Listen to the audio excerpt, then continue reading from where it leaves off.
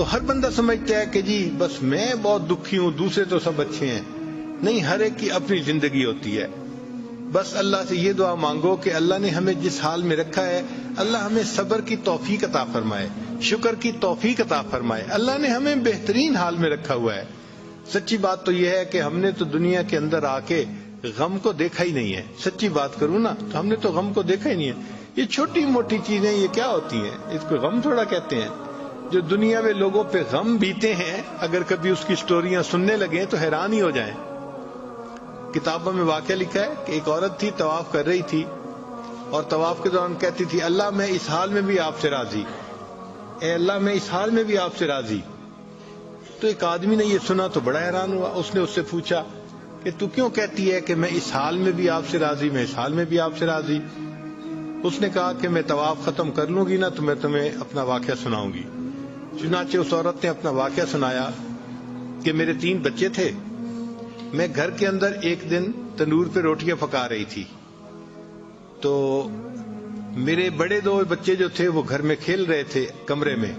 اچانک مجھے شور کی آواز آئی تو وہ کہتی ہے کہ میں نے جب شور سنا تو میں وہیں سب کچھ چھوڑ کے تندور پر آٹا روٹیاں تو میں کمرے کی طرف بھاگی.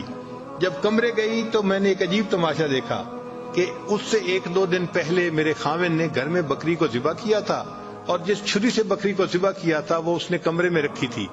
تو میرے دونوں بچے کھیلتے کھیلتے ان میں سے ایک نے دوسرے کو کہا کہ تمہیں پتہ ہے کہ ابو نے بکری کو کیسے ذبح کیا تھا؟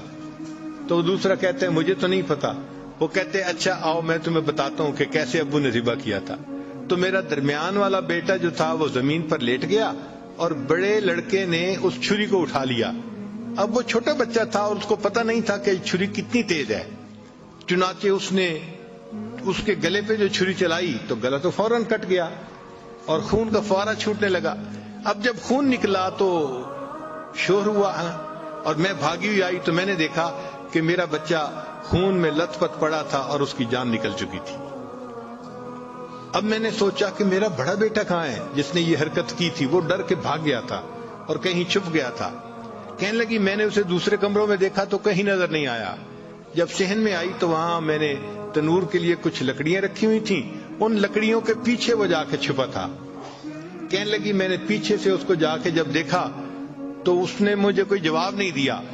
جب میں قریب گئی تو مجھے پتا چلا کہ اس جگہ کے اوپر ایک سانپ بیٹھا ہوا تھا. یہ بچہ چھپنے کے لیے جب لکڑیوں کے پیچھے گیا سانپ نے اس کو ڈسا اور یہ بھی وہاں مرا پڑا تھا. کہتے میں اس کی لاش اٹھا کے لائی، ایک بچے کو ایک چارپائی پہ لٹایا اور دوسرے بچے کو دوسرے چارپائی پہ لٹایا. پھر اس کے بعد میں نے فیل کیا کہ میرا تیسرا چھوٹا بیٹا جو کرالنگ کرتا تھا، رینگتا تھا، وہ کہاں ہے؟ وہ مجھے نظر نہیں آ رہا تھا. کہنے لگی میں اٹھ کے جب جو ہے تنور کی طرف آئی تو میں نے دیکھا کہ اس نے کرال کیا اور وہ تنور کے اندر گر چکا تھا. تو میں نے اپنے زندہ بیٹے کو آگ کے اندر پورا جلتا ہوا دیکھا اور وہ بھی فوت ہو گیا تھا. تو میں نے تینوں بیٹوں کی لاشوں کو چارپائی پہ رکھا، پھر ان کو نہلایا، ان کو کفن دیے. جب تینوں کے جنازے ایک دن میں گھر سے نکلے تو میں عمرے کے ارادے سے آ گئی. اب میں طواف کر رہی ہوں اور اپنے اللہ کو کہہ رہی ہوں اے اللہ میں اس حال میں بھی آپ سے راضی ہوں. آپ ذرا غور کیجئے نا اس ماں کے دل پہ کیا بیتی ہوگی کہ ایک دن میں جس کے 3 بیٹوں کا جنازہ گھر سے نکلے اور پھر وہ طواف کرتے ہوئے کہہ رہی ہے اے اللہ میں اس حال میں بھی آپ سے راضی ہوں. تو ہم نے کہاں غم دیکھے ہیں، کہاں تکلیفیں دیکھی ہیں؟ ہم نے نہیں دیکھی. ہمیں تو اللہ نے بہت سہولت کی زندگی دی ہے، بہت آسانیوں کی زندگی دی ہے. ہم تو جتنا شکر ادا کریں اتنا کم بنتا ہے.